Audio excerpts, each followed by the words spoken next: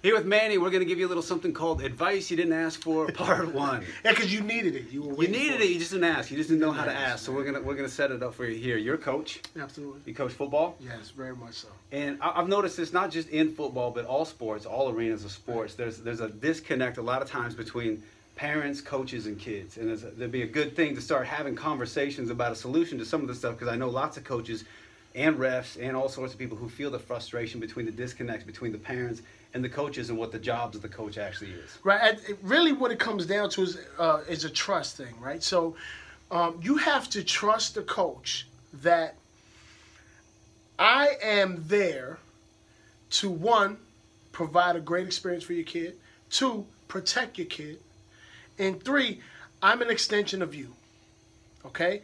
And I may be the extension of you that you don't like about you. I like that. Right? Well, and you can relax. You can be you in the stand and Right. enjoy it and let the coach coach. Because some people, probably the people who are mostly doing it, aren't understanding what we're talking about right now. Right. It's the parents who are trying to intervene and be the coach when the coach is already there. They're out coaching the coach. They're trying to meet with the coach, explain to the they're coach. They're quarterbacking, they're running the ball, and they're diagnosing the whole game. They're game planning for us, right? And at the end of the day, understand where you're at. And I don't want this to come off. Yeah, I do. I do want this to come off that way. Yeah. It's confrontational. You're in the stands for a reason, right? Because if you could do what we were doing, you'd be out there doing it, right? And so you put your kid on this team and you trusted me, and I appreciate that. From the bottom of my heart, you trusted me with your kid.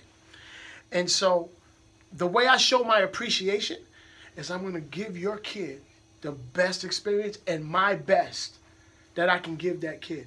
He's going to get the most loud and fired up encouragement he's ever had, right? And anything that's going to be discipline or redirection is going to be intimate. It's going to be here. I'm not going to chew him out in front of anybody, right?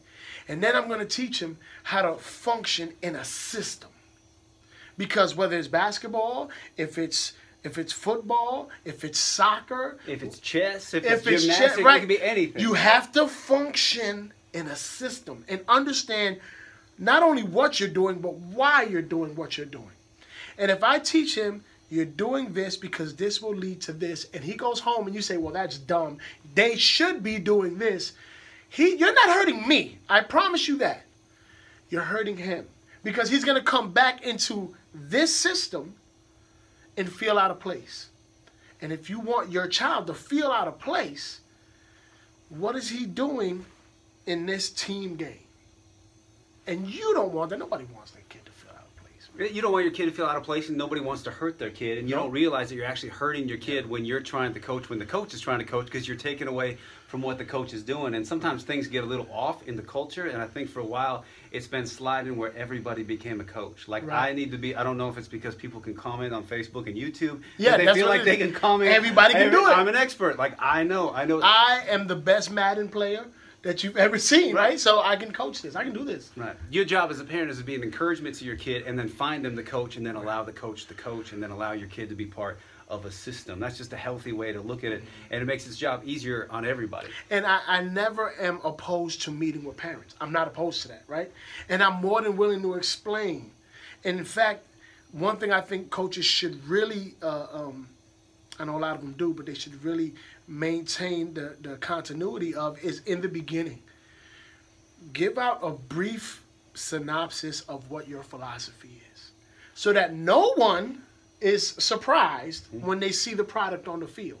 Now, if you as a parent, you feel like, hey, you know what? I want this to be implemented into that philosophy. I will hear you out, but I'm going to go with what I know works. And sometimes what you have may not work. If it's a good idea, I'll take it. The same way, if you think this is a bad team or you think this is a bad philosophy, let the kid go through it. Let him learn from it. And then you can move him to a different team or a different sport. But bottom line, if you continually save your child from any type of discomfort, you will never know how great your child can be, because you have to find the depths of your heart to find how great you can be. And it only happens when you're uncomfortable. And it's one of those scenarios that only work, that seems to be getting away with in sports. Like, you wouldn't want your parents coming to your job saying, "Hey, I want Trav on fries. I know he's good at the drive-thru, but he should be." So in other life scenarios, that doesn't work. You can't always step in the way that you think you need to. Just be an encourager for your kids. Let the coach coach, let the refs, and then just be an encouragement for the kids. It'll be a lot more fun. It's so much more exciting when you're on board. And when we're excited and we turn around and you're excited. Or if Johnny turns around and says, "Look at mom going nuts. Look at dad going nuts," because we're doing something well. There's nothing more rewarding than that feeling. Because no matter who's in the stands, no matter who's the coach, the most important praise comes from you. And there's nothing more embarrassing as a kid to have your parents hop in the helicopter every time and over and try to step in on your behalf. Absolutely. They want to grow and they want to learn. Absolutely. And they want to become an adult too. Nobody. It's like I'll put it to you this way. It's like if you are arguing with your spouse and the kid watches. There's no more uncomfortable feeling than that. And it's the same way. If you as a parent are just firing stuff off at the coach, at the refs, in the game, what are you putting your kid through in that moment? Mm-hmm. He doesn't want to be there. The other kids are looking at him going, "I'm sorry, dude. That sucks." So just understand what our roles are. We're supposed to be together, right? I'm supposed to be taking care of your kid, and you're supposed to be supporting me in that act. If we're playing football, we're doing basketball, if we're doing bowling, I'm teaching your kid.